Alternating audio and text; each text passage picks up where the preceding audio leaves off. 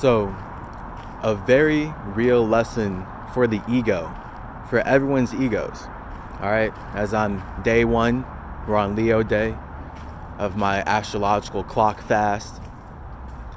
The ego cannot exist inside of the universe because the ego is bigger than any one thing.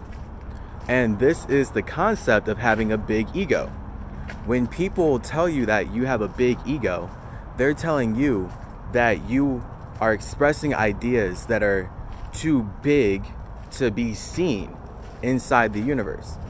And this is why the ego correlates to your Leo. This is your fire element sense of self. When people say you have a big ego, people are saying that they literally can't even see you in the universe. And that's how unique you are. So this is why the ego is the expression of an individual. When people say, oh, he has a big ego, that's people saying he's a big individual. He is very aware of his space and I'm not. So he has a big ego. And then that's where people are letting you know, if they say that you have a big ego, that they have a smaller ego because they're not as aware of their space. And they care more about the structures that they're connected to.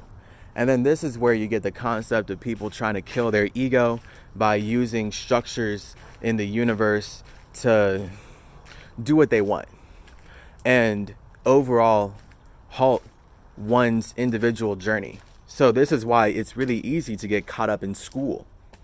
School can just drain people for years, and you can be trapped in a school system thinking that you need to go to school because you don't have a big ego. You don't have a big spirit to go be aware of. So you need to go spend money and go spend time learning from the egos of everyone else who decided that they were bigger than you. Because when you go to school, all you're going to be learning is really about the egos of all these egos that are not you.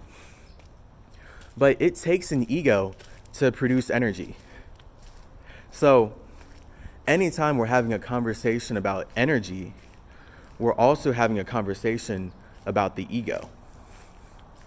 It's just a matter of if people want to take responsibility for that or not.